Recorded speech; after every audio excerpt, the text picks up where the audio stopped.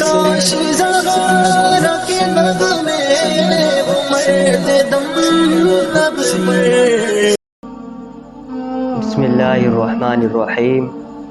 آج انشاءاللہ جو عام لوگ پیر بنے ہوئے ہیں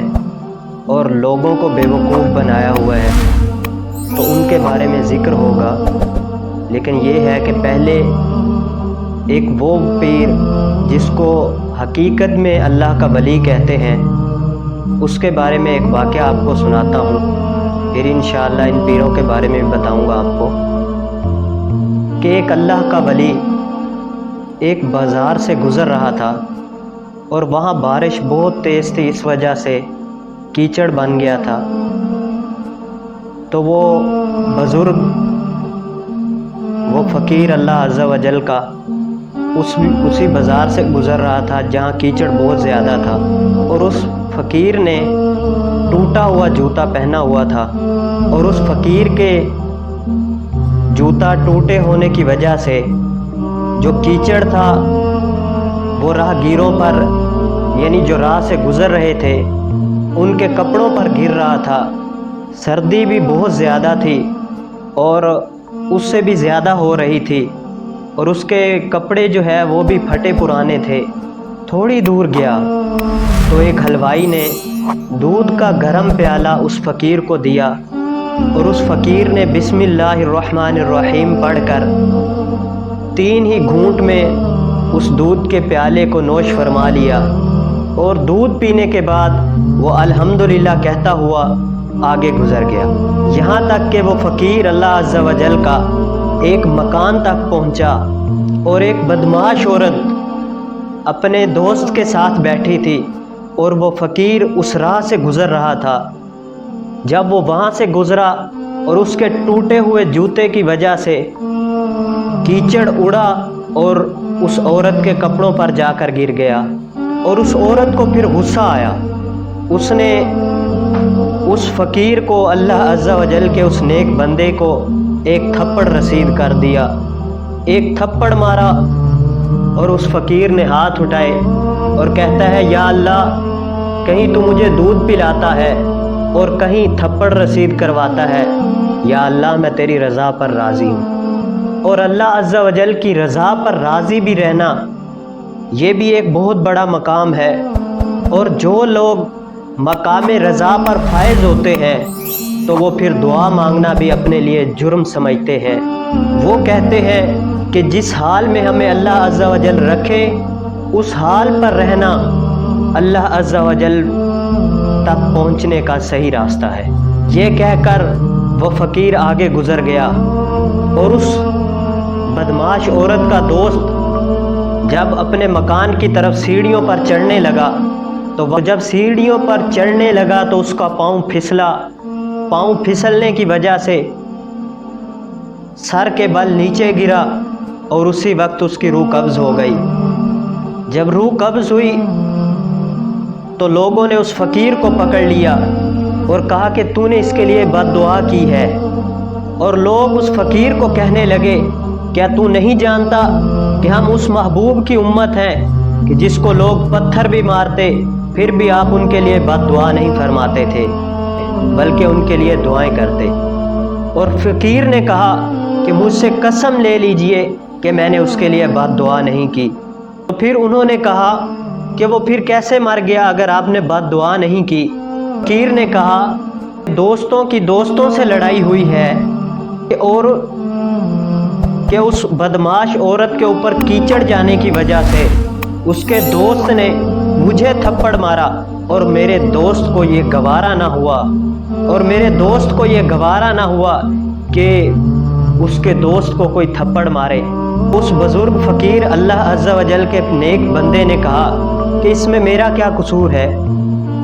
یہ یاد رکھیے کہ ولی جو ہوتا ہے وہ اللہ عز و جل کا دوست ہوتا ہے، اور ولی کے معنی بھی دوست کے ہیں۔ دوست کا دوست کو پاس ہوتا ہے، یعنی وہ کسی کی بھی بات برداشت نہیں کرتا کہ اس کے دوست کو کوئی برا بھلا کہے۔ اسی وجہ سے اللہ عز و جل نے فرمایا ہے، حدیث قدسی میں ہے، من عاد لی ولیا فقد آذنتہ للحرب، جس نے میرے دوست کے ساتھ دشمنی کی میں اس کے ساتھ اعلان جنگ کرتا ہوں۔ اب بھلا آپ خود ہی اندازہ لگا لیں کہ اللہ عز و جل سے کون جنگ کر سکتا ہے۔ پروردگار عالم نے ارشاد فرمایا، اللہ خبردار کوئی میرے دوست کے بارے میں گستاخی والا کلمہ نہ کہے، نہ ان کو کوئی برا بھلا کہے، کیونکہ لا خوف علیہم ولا ہم یحزنون، انہیں نہ کوئی خوف ہوگا اور نہ ہی وہ غمگین ہے۔ اور یہ کتنی بڑی بشارت ہے اللہ عز و جل نے جو اپنے اولیاء کرام کے لیے فرمائی، اپنے دوستوں کے لیے فرمائی ہے کہ نہ ہی انہیں کوئی خوف ہوگا اور نہ ہی وہ غمگین ہوں گے۔ یہ ان کے لیے فرمایا ہے کہ جنہوں نے اپنی زندگی کے تمام لمحات اللہ عز و جل کی راہ میں گزار دیے ہیں، صراط مستقیم والے راستے پر گزار دیے ہیں اور لوگوں کو اچھائی کا راستہ بتایا ہے، اور جنہوں نے ذکر الہی کو سرمایہ حیات بنا لیا ہے، ان کے لیے دنیا میں بھی اطمینان ہے، دنیا میں بھی سکون ہے، آخرت میں بھی اطمینان ہے، آخرت میں بھی سکون ہوگا۔ دنیا میں ذکر الہی کے بغیر اطمینان اور دل کو سکون نہیں ہوتا، کیونکہ اللہ عز و جل نے قرآن پاک کے اندر ارشاد فرمایا ہے، الا بذکر اللہ تطمئن القلوب، خبردار اللہ عز و جل کے ذکر سے ہی دلوں کو سکون ملتا ہے، اطمینان ہوتا ہے۔ اور اس کے ساتھ یہ بھی بشارت فرمائی، فاذکرونی اذکرکم۔ اسی آیہ کریمہ کے تحت حضرت عبداللہ بن عباس رضی اللہ تعالی عنہما فرماتے ہیں کہ یہاں پر ارشاد الہی کا مطلب یہ ہے کہ تم مجھے زمین کی پستیوں میں یاد کرو، میں عرش کا رب ہو کر میں تمہیں عرش کی بلندیوں پر یاد کروں گا۔ اور ہم نماز میں بھی یہی دعا کرتے ہیں، اہدنا الصراط المستقیم صراط الذین انعمت علیہم غیر المغضوب علیہم ولا الضالین۔ ہمیں سیدھے راستے پر قائم رکھ اور ان لوگوں کے راستے پر چلا کہ جن پر تیرا انعام ہوا۔ وہ منعم علیہم لوگ کون ہیں کہ جن پر تیرا انعام ہوا؟ ان میں انبیاء کرام، صدیقین، شہداء کرام، اولیاء کرام رحمت اللہ علیہم اجمعین، یہ سب کے سب شامل ہیں۔ اور آج کل کے پیر، میں خدا را آپ سے یہ کہنا چاہوں گا کہ ایسے لوگوں کو گھر میں نہ آنے دیں جن کو دین کا ہی نہیں پتہ، شریعت کا نہیں پتہ کہ پیر کی شریعت میں کتنی باتیں بیان کی ہیں جن پر پیر کا اترنا ضروری ہے، وگرنہ شریعت کے مطابق اور جو علماء کرام، فقہاء کرام نے بیان کی ہیں باتیں، ان کے علاوہ اگر ایک بھی نہیں پائی گئی تو وہ پیر شمار نہیں ہوگا۔ آج کل تو یہ حالات بن چکے ہیں کہ اگر لوگوں کو سیدھی بات بولو کہ یہ پیر نہیں ہے، جس کو سیدھا کلمہ نہیں آتا، سیدھا قرآن پاک نہیں پڑھنا آتا۔ اب آپ کو میں ایک بات بتاتا ہوں کہ میرا بھائی حافظ محمد سجاد صاحب، تو وہ ایک جگہ پڑھانے جاتے تھے، تو وہاں ایک پیر آتا تھا ان کے گھر، اور اس کی حالت زار یہ تھی کہ اس نے حقہ اٹھایا ہونا اور سارا دن لوگوں کے خلاف باتیں کرنا، غیبتیں کرنا، اور ہمارے لوگ خوش ہوتے ہیں کہ جی پگڑ باندھ لی ہے اتنا بڑا، داڑھی رکھ لی ہے، نہانے کا اسے کوئی پتہ نہیں، غسل کرنے کا کوئی پتہ نہیں، نماز پڑھنے کا نہیں پتہ، اور ہمارے لوگ ان کو پیر سمجھ لیتے ہیں، گھر میں بٹھا لیتے ہیں، ہماری عورتیں جاتی ہیں دم کرواتی ہیں۔ اور آج کل حالت یہ جا پہنچی ہے کہ اگر پیر دم کرے گا تو وہ کپڑا پھیرتا ہے، کیا کچھ کرتا ہے پتہ نہیں۔ ہمارے حالات یہ بن چکے ہیں، خدا را ان سے بچیے، ہماری ماؤں بہنوں کو بچائیے ان سے، آخرت کے اس عذاب سے ڈریے جو ہم نے شریعت مطہرہ کو چھوڑ کر ان لوگوں کا راستہ اپنا لیا ہے۔ ہمارے گھر کے ان سلجھے ہوئے لوگوں کو چاہیے کہ ایسے پیروں سے بچیں، ان باتوں سے آپ توبہ کیجئے اور سیدھے راستے پر آئیں، لوگوں کو بیوقوف نہ بنایا جائے۔ ہماری ماؤں بہنوں کو نہیں پتہ کہ پیر کسے کہتے ہیں۔ ہماری ماؤں بہن بیٹیوں کی آواز شریعت مطہرہ نے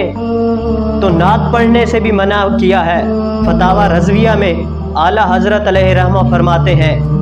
کہ عورت کا اونچی آواز میں نعت پڑھنا بھی حرام ہے، لیکن یہ بات یاد رکھنا، شریعت مطہرہ پر چلنا اتنا آسان نہیں ہے جتنا آپ نے بنا لیا ہے اس کو، اور ان سے بچیے۔ ہماری ماؤں بہنوں سے میں اپیل کروں گا کہ جو مائیں ہیں وہ اپنی بچیوں کو ان چیزوں سے بچائیں۔ فحاشی ویسے بھی بہت عام ہو چکی ہے، اب تو سوشل میڈیا کا دور ہے، کیا کچھ ہوتا ہے، ممی ڈیڈی لوگ ہوتے ہیں تو آخر میں جب رزلٹ نتیجہ آتا ہے تو ماں باپ کہتے ہیں کہ ہم پریشان تھے، اس حالت میں تھے، ہم نے بچی کو اس کی خوشی کی وجہ سے یہ سب کچھ کیا تھا، لیکن آج ہمیں پتہ چلا، اور اس وقت کا انتظار کیے بغیر آج ہی ان باتوں کو سمجھ لیجئے کہ شریعت ان باتوں کی ہرگز اجازت نہیں دیتی، اور ماؤں کو چاہیے کہ اپنی بیٹیوں کو ان چیزوں سے منع کریں۔ پاک بیبیوں کا تو جنازہ بھی رات کو اٹھایا کرتے تھے، اس وجہ سے ایک تو انہوں نے خود کہا کہ ہمارا جنازہ بھی رات کو اٹھاؤ تاکہ کسی غیر محرم کی نگاہ ہمارے جنازے پر بھی نہ پڑے، اور ہمارے تو یہ حالات بن چکے ہیں کہ غیر محرم کو دیکھنا تو کجا، ہم خود سوشل میڈیا اور ان کے ذریعے خود ہی عام ہو رہے ہیں۔ دعا ہے اللہ عز و جل ہمیں صراط مستقیم والے راستے پر چلنے اور حضور صلی اللہ علیہ وآلہ وسلم کی پکی سچی غلامی نصیب فرمائے۔ اور اگر کسی کو میری بات بری لگی ہو تو اس کے لیے میں دل سے معذرت کرتا ہوں، اور اگر کسی کو سمجھ لگی ہو تو خدا را ان باتوں پر عمل کریں اور اپنی ماؤں بہن بیٹیوں کو ان چیزوں سے بچائیں۔